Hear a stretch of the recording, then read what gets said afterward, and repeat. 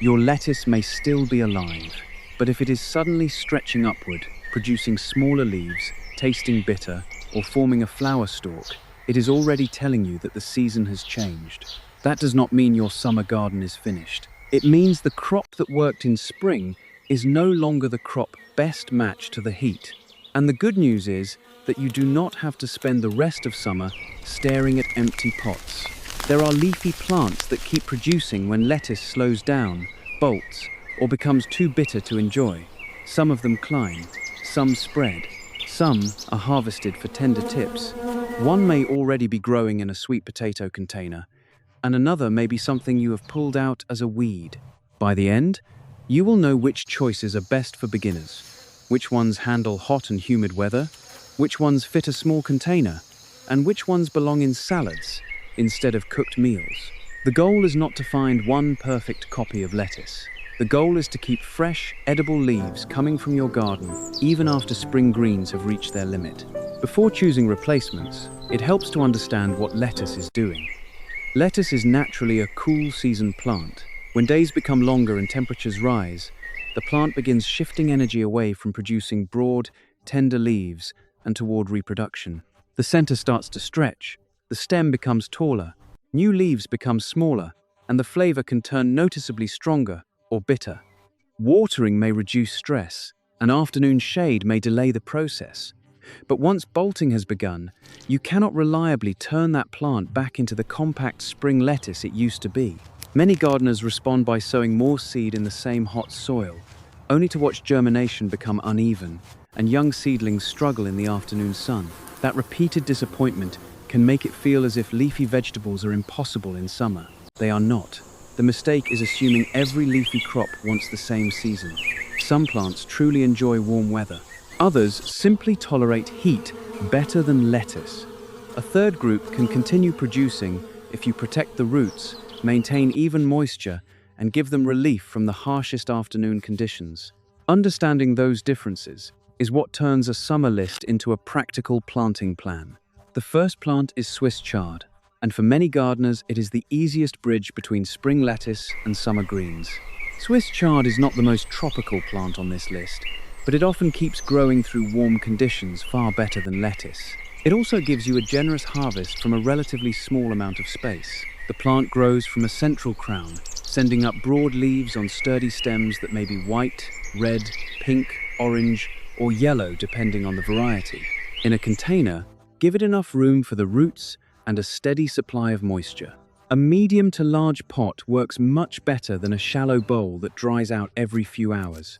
Harvest the oldest outer leaves first and leave the center untouched so the plant can continue producing.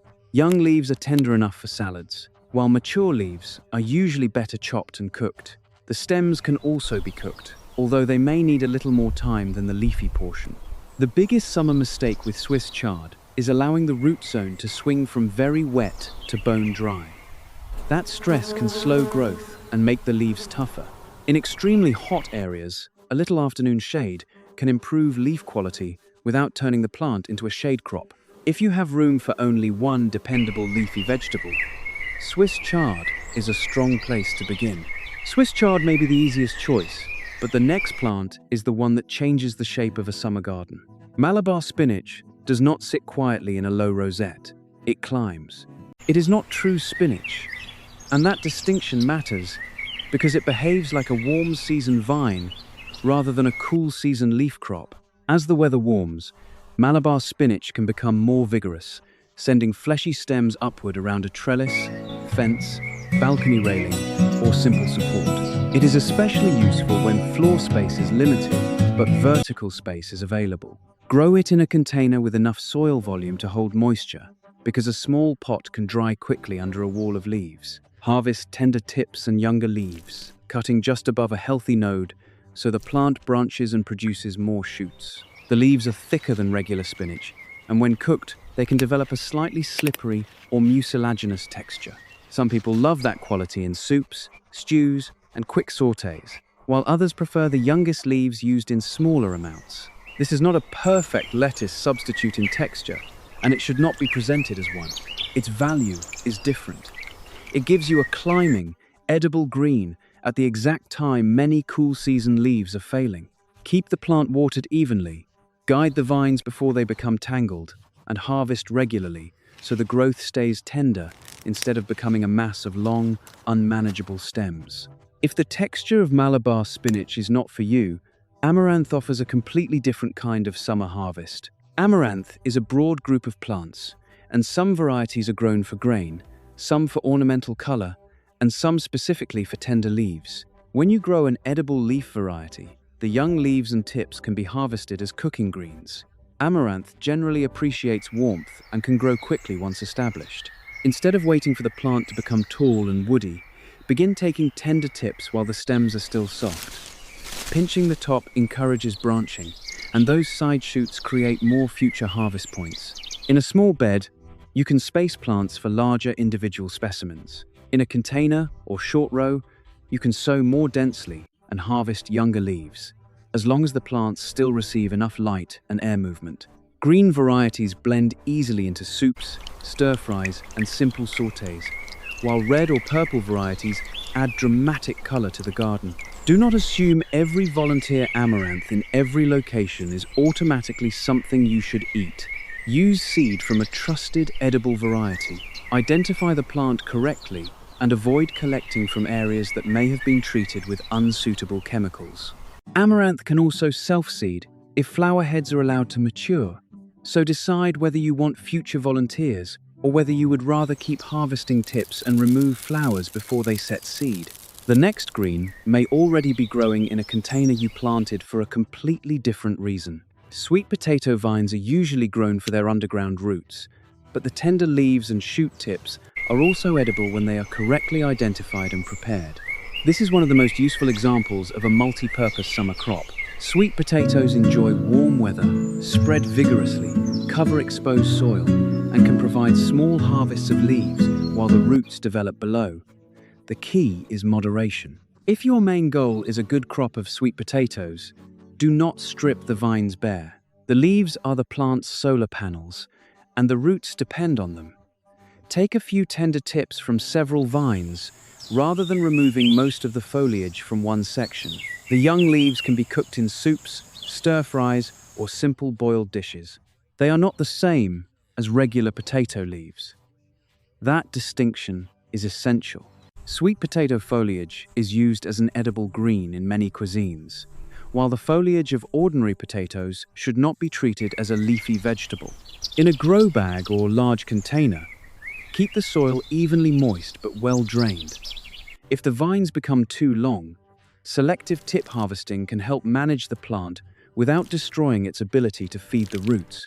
This is not just a substitute green. It is an additional harvest from a crop many gardeners already grow. Now consider New Zealand spinach, another plant with spinach in its common name, even though it is not the familiar cool season spinach most gardeners know. New Zealand spinach grows low and spreading, making it useful where a climbing vine would be inconvenient. It prefers warmer conditions than true spinach and can continue producing through weather that quickly pushes regular spinach to seed. The beginning can test your patience. Germination may be slow or uneven, and young plants do not always look impressive right away. Keep the seed zone consistently moist, avoid burying seed too deeply, and do not judge the plant too early. Once established, it begins forming multiple spreading stems. Harvest the tender tips regularly to encourage branching, and do not wait until every stem becomes long and coarse. The leaves are thicker than traditional spinach and are commonly used as a cooked green. In a wide container, the plant can spill over the edge, but it may also cover neighboring seedlings if you let it spread without direction. Give it room, guide the stems, and keep harvesting. New Zealand spinach is a good reminder that summer greens often look and behave very differently from spring greens. Instead of a neat upright rosette, you may be managing a low, branching plant that slowly builds momentum and then provides repeated harvests once it has filled its space. Before buying another seed packet, look closely around your pots and garden paths. Purslane may already be present. This low-growing plant has smooth, succulent leaves and fleshy stems that help it conserve moisture. That structure allows it to handle dry conditions that would quickly exhaust tender lettuce. Purslane has a slightly tangy flavor and a juicy, crisp texture that can be used fresh or cooked, depending on your preference. It fits easily into a shallow container, the edge of a raised bed, or a sunny gap where a taller, leafy vegetable might struggle. Harvest tender tips before the stems become old and tough. However, this is a plant that requires responsible identification. Do not eat a volunteer plant unless you are certain what it is, and do not harvest from driveways, treated lawns, pet areas, or places that may contain chemical residues or contamination. If you want the simplest option, grow purslane from a trusted edible seed source in clean soil. It can flower and scatter seed quickly, so regular harvesting helps keep it under control. Although purslane tolerates some dryness, do not confuse survival with productive growth. A plant that is barely holding on will not give you the same tender harvest as one receiving reasonable moisture.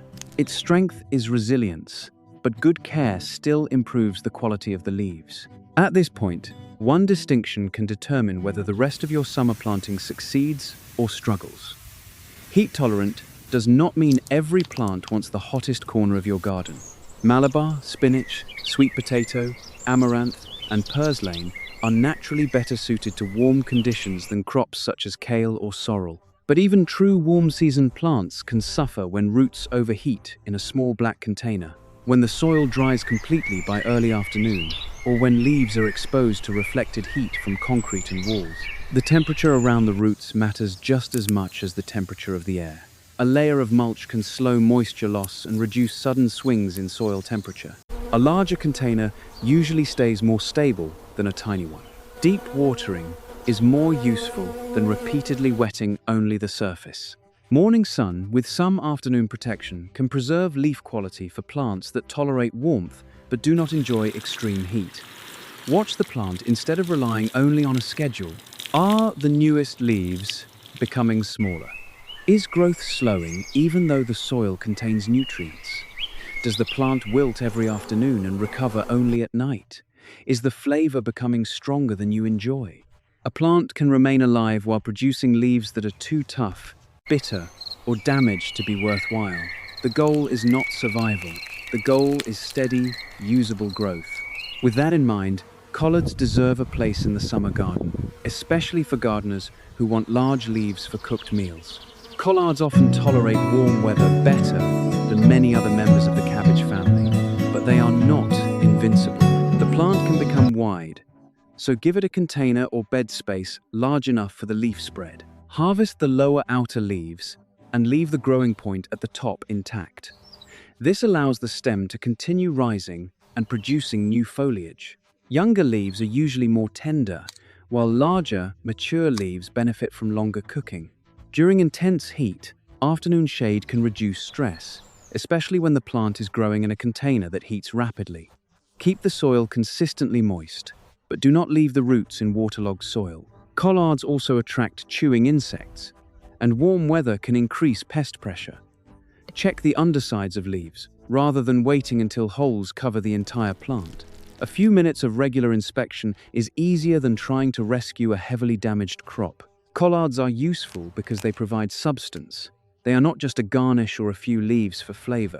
A healthy plant can supply broad leaves for soups, braises, wraps, and cooked dishes, making it one of the strongest options for gardeners who want a summer green that feels like a real kitchen crop.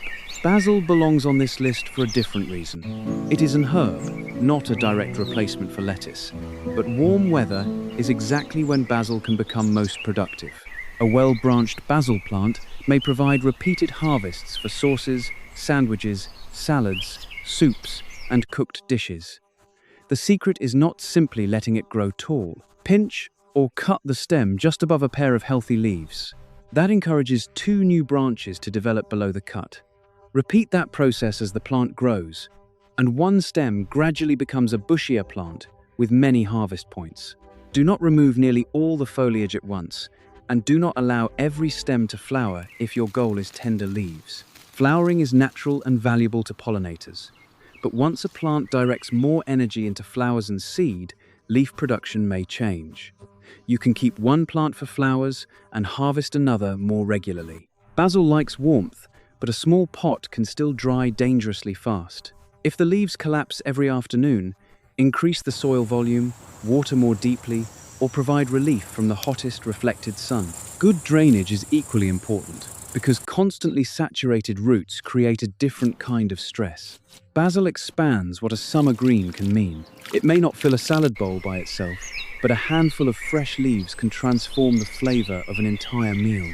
Beet greens offer another kind of value because one crop can provide leaves first and roots later.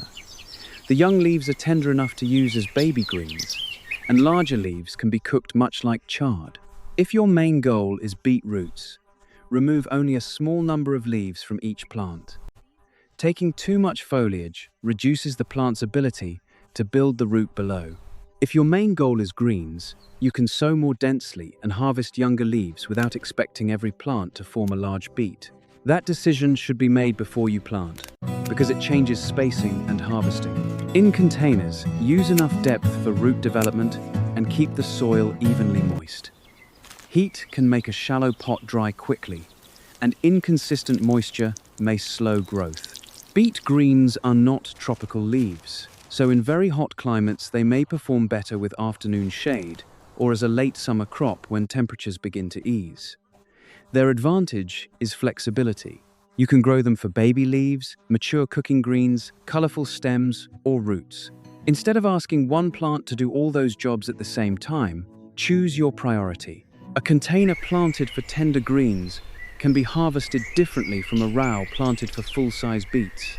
That simple choice makes the crop more predictable and prevents disappointment. Mustard greens grow quickly and bring a bold flavor, but summer changes the way that flavor develops. Young leaves are often milder and easier to use fresh. As the plant matures, and especially as heat or water stress increases, the leaves can become sharper and more peppery. For gardeners who enjoy that intensity, it can be a benefit. For those who want a mild lettuce replacement, it can be a surprise. Harvest mustard early and often if tenderness is your priority. You can sow seeds more densely for baby leaves, then cut them while they are still small. Larger plants can be harvested by removing outer leaves, but watch closely for the beginning of a flower stalk. Once the plant begins bolting, quality can change quickly. Some varieties handle warmer conditions better than others, so variety selection matters. In a hot region, a little afternoon shade and consistent moisture may extend the useful harvest. But mustard should not be described as a tropical heat lover. It is often better treated as a quick crop at the edge of summer or as a bridge toward fall. Like collards and kale, it can also attract chewing insects. Inspect new growth and the undersides of leaves. Mustard earns its place because it is fast, flavorful, and productive when harvested young. Not because it ignores every challenge that summer can create. Mint is almost the opposite kind of problem. The challenge is usually not keeping it alive. The challenge is preventing it from taking over. Mint spreads through underground runners and can move far beyond the place where you first planted it. A separate container is the safest choice for most small gardens. Give it enough room to grow, then harvest by cutting stems above a leaf node. Regular cutting encourages fresh, bushy growth and keeps the plant from becoming a loose collection of long stems. Mint appreciates moisture, and in a hot container, it may wilt dramatically if the soil dries. Morning light with some afternoon shade often works well in very warm climates. Remove tired stems and flowers if you want to keep producing tender leaves, although leaving some flowers can support pollinators. Mint is not a main cooking green like collards or amaranth. It is a flavor crop. Fresh leaves can brighten salads, drinks, sauces, yogurt dishes, fruit, and many cooked foods. Its role in a summer garden is to make meals feel fresh, even when lettuce is no longer available. Just do not place it in a small shared container with delicate plants. Mint is vigorous enough to compete for both root space and water, and what begins as a helpful herb can quickly become the only plant left in the pot. Turnip greens also give you a choice between leaves and roots. If you want tender baby greens, sow more densely and harvest while the plants are young. If you want turnip roots, provide more space and take only a limited number of outer leaves. Mature turnip greens are usually better cooked, while young leaves can be used in smaller amounts fresh. Turnips are not true heat-loving crops, so timing matters. In regions with extremely hot summers, they may perform best when planted toward the end of summer for an early fall harvest. In milder areas, afternoon shade and steady moisture can help them continue longer. The important lesson is that a plant can belong in a summer video without being planted in the hottest week of the year. Sometimes the best summer action is preparing, sowing at the right moment, or growing a short baby leaf crop under protection while waiting for cooler weather. Turnip greens fit that transition beautifully. They are quick, useful, and familiar, but they reward realistic expectations. If you place them beside Malabar spinach in full blazing heat and expect identical performance, one of those crops will disappoint you. If you use turnips as a bridge into the next season, they become much more dependable. Kale has a reputation for toughness, and that reputation is deserved. But toughness should not be confused with a love of extreme summer heat. Kale can survive conditions that damage more delicate greens, and established plants may continue producing for a long period. Yet prolonged heat can reduce leaf quality, slow growth, increase pest pressure, and make the plant less enjoyable to harvest. Baby kale is often the best summer strategy. Younger leaves are softer, milder, and faster to produce. If you grow mature plants, harvest the lower outer leaves and protect the center. Use mulch to stabilize moisture, water deeply, and consider afternoon shade in hotter climates. Different varieties behave differently, and local experience matters.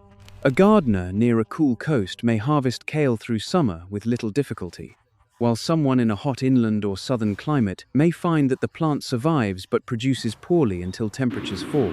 Kale can also serve as a plant you maintain through summer for a stronger fall harvest. Keep it healthy, prevent severe insect damage, and allow it to accelerate when cooler nights return. This is why simple labels can be misleading. Kale may be heat-tolerant in one garden and merely heat-surviving in another. Judge it by the new leaves it produces, not by the fact that the stem remains green. Sorrel, the final plant on the list, brings a flavor none of the others can copy. Its leaves have a bright, lemony sharpness that can wake up soups, sauces, egg dishes, and salads.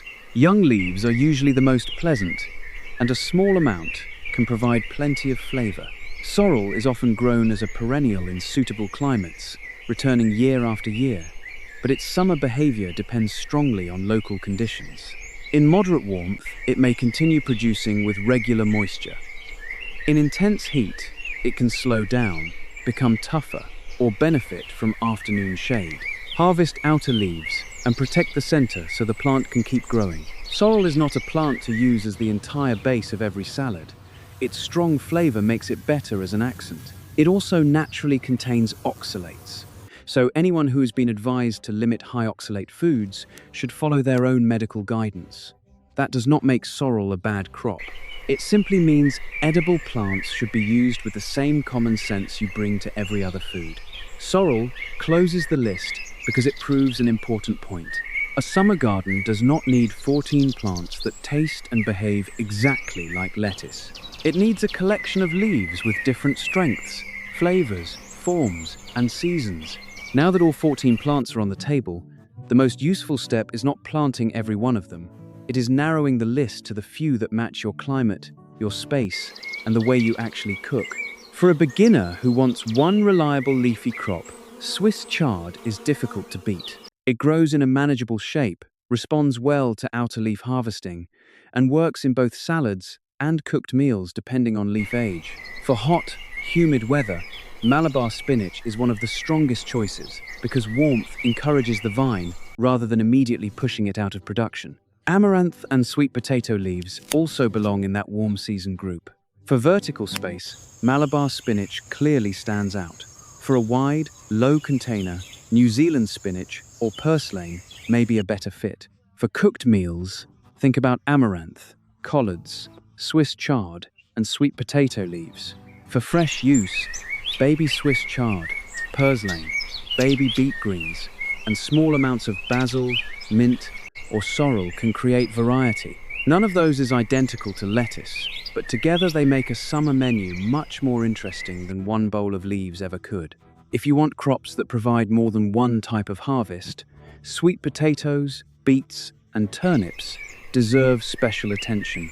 Sweet potatoes offer leaves and roots, although leaf harvesting must stay moderate if you care about the underground crop.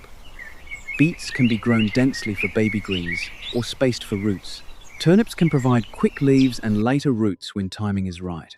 If your main concern is control, mint should stay in its own container. Malabar spinach needs a trellis before the vines become tangled. New Zealand spinach needs enough room to spread. Purslane should be harvested before it scatters seed everywhere. If your climate is extremely hot, give more protection to kale, collards, mustard, turnip greens, Swiss chard, and sorrel. Those plants may tolerate warmth better than lettuce, but they are not all designed for the hottest reflected corner of a patio. Morning sun, afternoon shade, mulch, and larger containers can completely change the quality of the harvest. Think about heat in layers. There is air temperature, soil temperature, reflected heat, wind, humidity, and the speed at which your container loses water. Two gardeners in the same city can get different results because one pot sits on hot concrete and the other rests above a mulched bed. Flavor should guide your choices just as much as climate. If you want mild leaves, begin with baby Swiss chard, young beet greens, or the youngest leaves from a suitable variety of New Zealand spinach. If you enjoy peppery greens, mustard gives you much more character. If you like tangy leaves, purslane and sorrel offer two very different kinds of acidity. If you want aromatic leaves, basil and mint fill that role better than any traditional salad green. If you cook soups, stews, and braise dishes, collards, amaranth, sweet potato leaves, and mature chard become far more valuable than lettuce would have been. This is the deeper reason summer greens succeed. They are not trying to imitate spring. They give you new textures and new cooking options that fit the season. A gardener who only asks, which plant tastes exactly like lettuce, may miss the best crops. A better question is, which leaves will I actually use every week? The answer may be one salad green, one cooking green, and one herb. That combination is often more useful than 5 containers of the same plant. Watering is another place where summer success is decided. A fixed schedule is less useful than learning how quickly your soil dries in your exact container. A large grow bag in partial shade behaves differently from a small black pot on concrete. Push a finger into the soil, lift the pot if it is light enough, and learn the weight of moist soil compared with dry soil. Water deeply enough that the entire root zone becomes moist, then allow excess water to drain. Repeatedly sprinkling only the surface can encourage shallow roots and leave the deeper soil dry. Mulch the surface with a clean, organic material that will not smother the stem. During the hottest periods, inspect plants earlier in the day rather than waiting until every leaf collapses. Wilting can be a protective response, but repeated severe wilting reduces growth and leaf quality. At the same time, do not keep roots permanently saturated. Heat plus waterlogged soil can create root problems that look like drought because damaged roots cannot supply the leaves. Good summer care is a balance. Enough water to support active growth, enough drainage to protect the roots, and enough soil volume to prevent dramatic changes every few hours. Harvesting also determines whether a plant continues producing. Swiss chard, collards, kale, beet greens, turnip greens, and sorrel usually respond well when you take outer leaves and protect the growing center. Basil, mint, amaranth, Malabar spinach, and New Zealand spinach respond to tip harvesting that encourages branching. Sweet potato vines should be harvested lightly across several stems instead of being stripped in one place. Purslane can be clipped for tender tips before the stems age and before seed production becomes excessive. The common principle is simple. Take enough to stimulate useful regrowth, but leave enough healthy foliage for the plant to recover. Summer is not the time to weaken a stressed plant with an extreme harvest. If growth has slowed because of heat, reduce how much you take. When fresh shoots appear, harvest can increase again. The plant is communicating through the size, color, and speed of its new leaves. Learning to respond to that growth makes a larger difference than following a rigid rule, such as removing a fixed percentage every week. You also do not need to replace every lettuce plant on the same day. A gradual transition can be easier. Remove the plants that have become tall, bitter, or heavily damaged. Leave any that are still producing acceptable leaves in a cooler corner. Refresh the empty container with compost if the soil structure needs improvement, but avoid adding so much fertilizer that new plants produce weak growth. Check drainage holes, break up compacted areas, and decide whether the next crop needs a trellis, more depth, or more width. A Malabar spinach vine needs support from the beginning. New Zealand spinach needs spreading room. A sweet potato needs enough soil if you want roots. Mint needs isolation. Purslane can use a shallow space that would not suit chard. Matching the plant to the container before planting prevents many summer problems. Then add a light mulch, water thoroughly, and protect new transplants from the harshest sun while they establish. A plant that eventually handles heat may still suffer if moved directly from a sheltered nursery into a scorching patio without adjustment. If 14 choices still feel overwhelming, reduce everything to 3 simple jobs. First, choose one dependable leaf crop.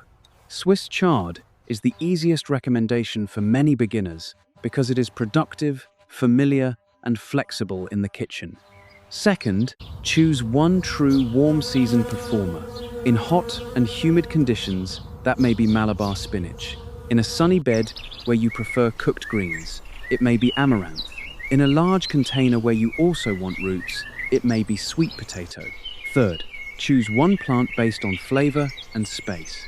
Basil fits a small kitchen garden. Purslane suits a low container and a gardener who enjoys tangy, succulent leaves.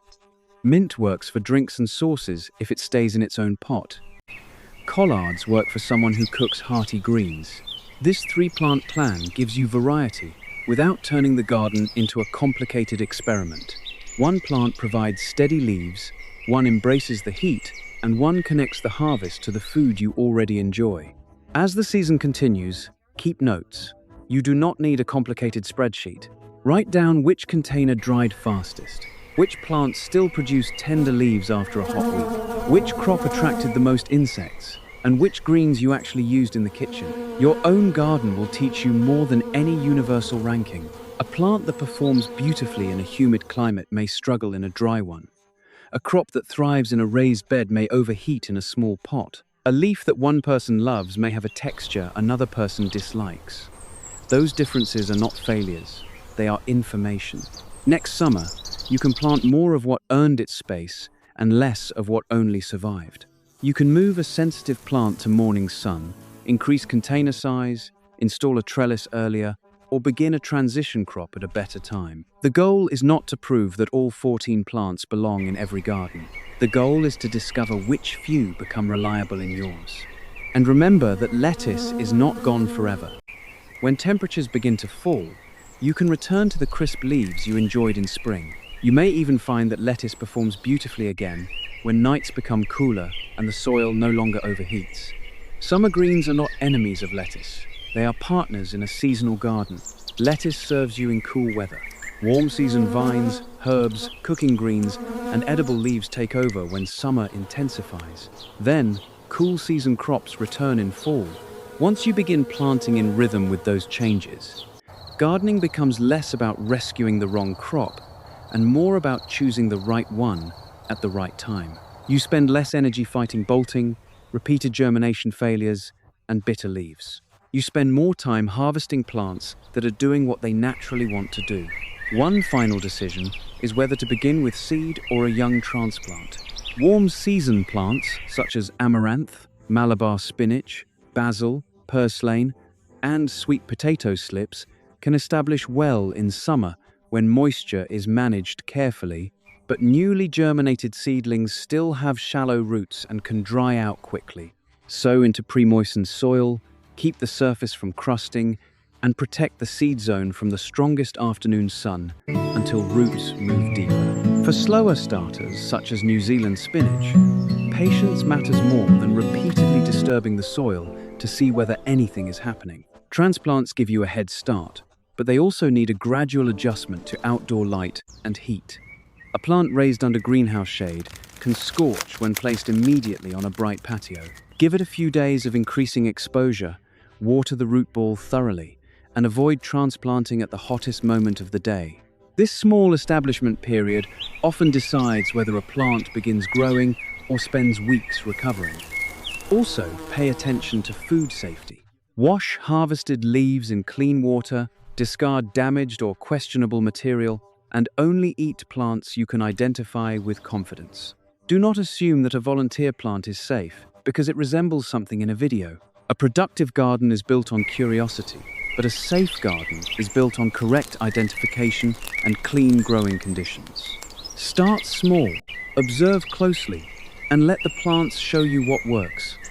A single healthy container that you harvest every week is more valuable than a crowded collection of crops that never settle into active growth. Summer rewards gardeners who adjust early, protect the roots, and choose leaves they genuinely enjoy eating. So when your lettuce stretches upward and the first flower stalk appears, do not look at that plant as proof that the garden has failed. See it as a seasonal signal. Clear the space that is no longer productive. Choose a leafy crop that matches your heat.